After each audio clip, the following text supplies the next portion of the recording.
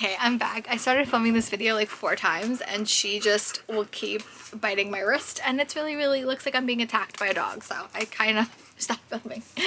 But hi, okay, this is gonna be my September TBR. My September TBR, like a lot of other things, is probably gonna be chaos. I always say that. I just finished the amazing readathon, which literally took over my whole August. Battleathon is probably gonna take over my whole September.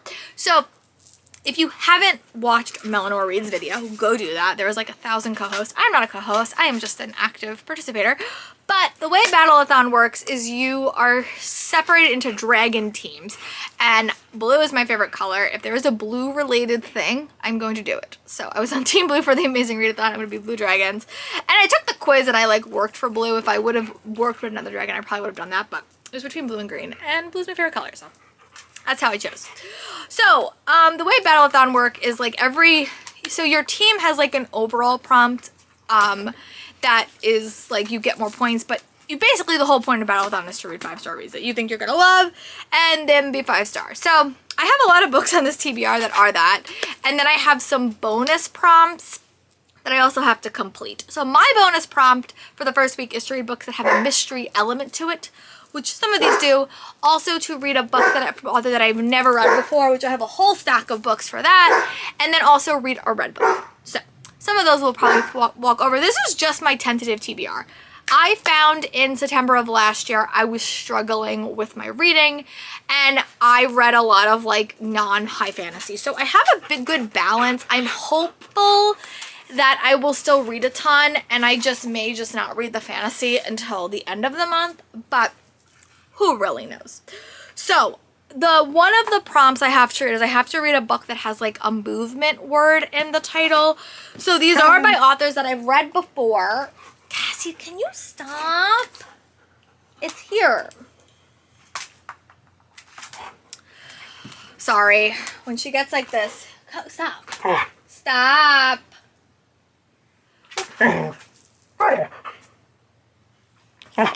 Right, this is just gonna be a complicated vlog because she wants to go out for a walk, but she keeps running away from me. So I apologize. This is probably gonna be very disjointed. But one of my prompts is I have to read a book with a movement word in the title. So my options are The 7-Year Slip by Ashley Poston, which I have read before, which won't give me bonus points, but it is gonna be a really quick read.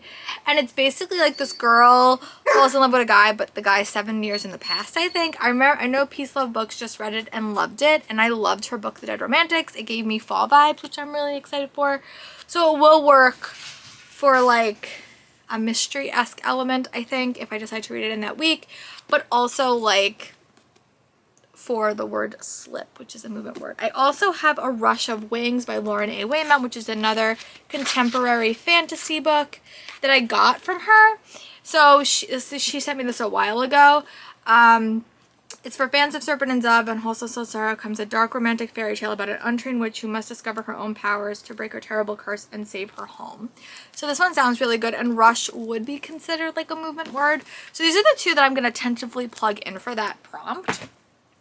And then I also have a book that it needs to have red on the cover to spark my dragon. So I have a couple of options for this. I have Sword Catcher by Cassandra Clare. My friend Tiffany and Sam got this for me when they went to San Diego Comic-Con because I really wanted it. It is a chunky book. It is very red. I've heard really good things about it. 2 outcasts find themselves in the center of a world-ending change in the series of a riveting epic fantasy series. This is her adult fantasy debut, which I'm super excited for. It has nothing to do with Shadowhunters, which I'm really excited for. So yeah, this is a red book. So yeah, I'm excited. This is very red though, so it would work perfectly. And also another book that does have red on the cover is Little Thieves by Margaret Owen. So this I could read. I actually have a project in the works for this with another booktuber. So these are the 2 books that might work for those. So these are like my prompts. And again, the rest of the books are just 5-star reproductions. I never talk about my ebooks on here, but I am going to do a Kindle Unlimited vlog reading video at some point this month, so make sure you keep an eye out for that. And my audiobooks is just kind of whatever I want. They're kind of the things they don't really count for anything. I mean, sometimes they do, it just depends. But a lot of them are just going to be random things that I can read quickly, especially because grading is occurring in September for sure. So, alright, let's get into the books by authors that I've never read before that I think I'm going to love. And just hope that they get read. We're going to hope. Definitely my biggest stack of books that I have, and I obviously have a ton more. But I'm trying to remember what I struggled with reading in last year. So I'm trying to have a divergencies of like both genres and lengths of books so I don't feel overwhelmed. So the first book, I just bought this relatively recently, was Masters of Death by Olivia Blake. This is the one that I think I sound the most excited for. It says a struggling real estate is a vampire, and she needs to sell a house that is haunted. Foz Meadows is a medium, and she's a dentist foreign, and they have to work together to kind of like sell this haunted house. I've never read anything by Olivia Blake, and I am really excited. There is a game that the Immortals play. There's only one rule: don't lose. So I'm really excited for this. I also have one for my enemy, which is like a witchy theme book. I'm probably gonna save that for October. But yeah, I'm really excited for this one. I've wanted to read Olivia Blake for a while, and I don't know if the Atlas 6 would work for me. So I'm going to give this one a shot. And I just think it sounds spooky and eerie and creepy. And again, author that I haven't read before, definitely. I want to finally read something by Ellie Hazelwood. So I'm going to read Checkmate, which is her new YA romance. And this is a swoon-worthy YA debut from the best-selling author of Love Hypothesis. Life's moving pieces bring rival chess players together in a match for the heart. So I'm excited. I want to read something by this author, and I figured I would start with the YA book and see how I feel. And again, I loved Chess Gambit when I read it, so I'm excited for this. This doesn't come out until November, but I'm going to give it a shot. Oh, this is in the wrong pile. But another book that I would like to read, it's a very, very quick one, is The Prince and the Apocalypse by Kara McDowell. I did buy this for the Amazing Readathon, and then it just didn't get read. But this is about two people that meet in like an airport.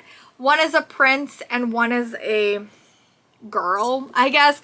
But then the world is going to end. So what do they do? So that sounds really, really cool. It's very, very quick. It's like not even 300 pages. So this will be a book I might read the first half of the month just because it is quicker. It's by an author that I haven't read before. I don't know if it has a mystery element to it, but there's a runaway prince involved, so I'm intrigued.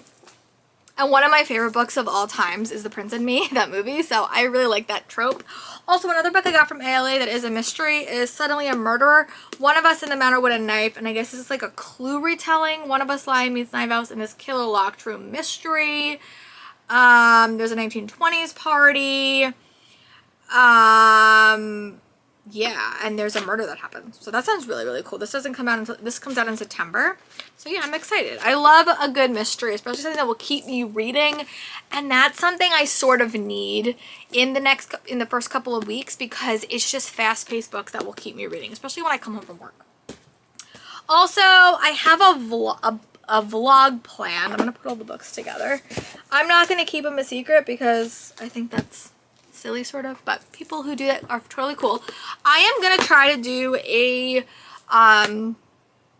dark academia reading vlog, and I have a couple of options that I'm gonna add here. So I have A Deadly Education by Naomi Novak, which people have had mixed thoughts about, but I'm gonna give it a shot. It's also super short. It's not that long. It's like a little over 312 pages. I'm gonna give it a shot. I sometimes struggle with unlikable characters, but I want to give it a shot. Also, Merrily Kristen recommended The Cloisters by Katie Hayes. This is set in New York. It's set in the cloisters, which I have gone to before. And it's another really, really quick murder mystery or dark academia book, which I want to read.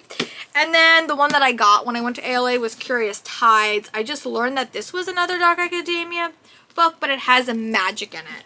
I'm also going to add a photo of here to this one because it is coming to me in September, I think. A Study in Drowned by Ava Reed. I'm going to attach a photo.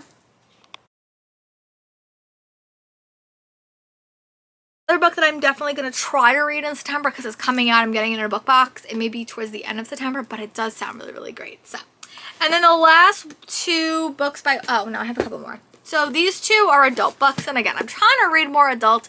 Sometimes I have successes, sometimes I have failures, but God Killer by Hannah Canner is one that I'm really excited, and I think I have no idea what this is about. But I picked it up when I started at ALA. I know it had a really cool premise. Again, it's also super short. I think she saw this main character enter a land where all guards are banned and one woman is paid to kill those who hide in the shadows. So yeah, that's really exciting. So yeah, I'm excited. It's very, very quick. It's not even 300 pages, so this should be a quick read, and this cover is so pretty. An Empire of Exiles by Erin A. Emmons is a thriller. A scribe, a mage, an archivist, and an investigator, 4 unlikely heroes, a secret threatening the Empire. But this is like a murder mystery as well. And again, I am in the mood for some murder mysteries as well, for quick ones in different settings. So I might read this in that first week before I go back to work. So we'll see. And then just the last couple of books that I've had on a lot of TBRs that I just hope to get read. Helen Dunbar, The Promise of Lost Things, is a murder mystery that follows a medium desperate to save his home, a girl who's decided to end ghosts for goods, a grieving brother, task with revenge, all converge in a spiritualist town of St. Hilary. And this again is a super short read, but it's just a murder mystery, so I'm excited. And it has some spooky elements. A Far Wilder Magic by Alison Saft. Everyone told me to read this last month, and I just couldn't get it because it's not blue. A magical secret, a mystical hunt, and a love that could risk everything. And this has a quest element to it. It is a bit longer, but it does have a quest, and quest books tend to like motivate me to read them. So yeah, this is another one that will be on that 5-star reproduction, and I hope that I really like it. The cover's super pretty. And then Ashes of the Sun by Django Wexler is a book that I desperately want to read. It is pretty big. I heard it was gay Star Wars in space. So I'm excited.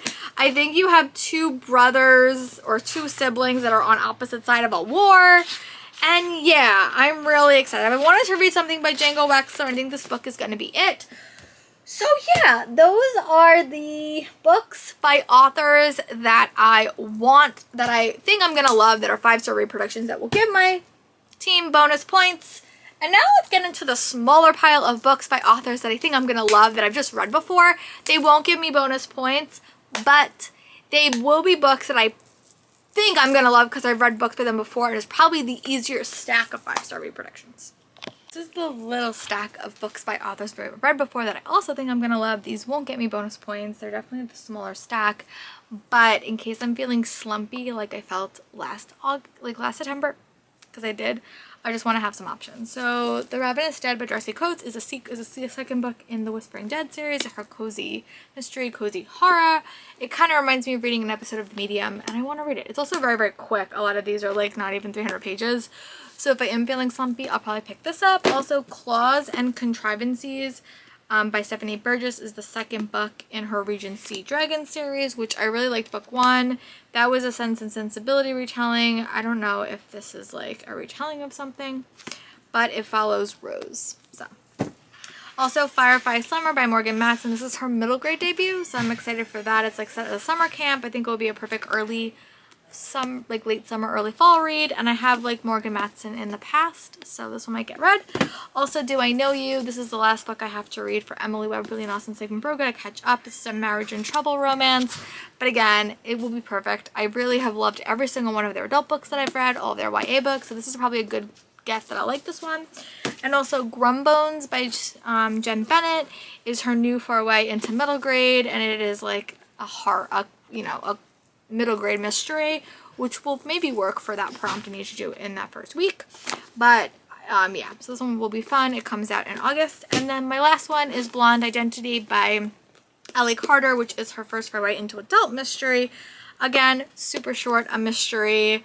And yeah, so I'm not going to talk about audiobooks in this, as I never do. I'm also not going to talk about my ebooks because I think I just have a ton. I mean, I am going to do a Kindle Unlimited video at some point where I'm going to kind of go through all the books on Kindle Unlimited that I've downloaded and think I'm going to love.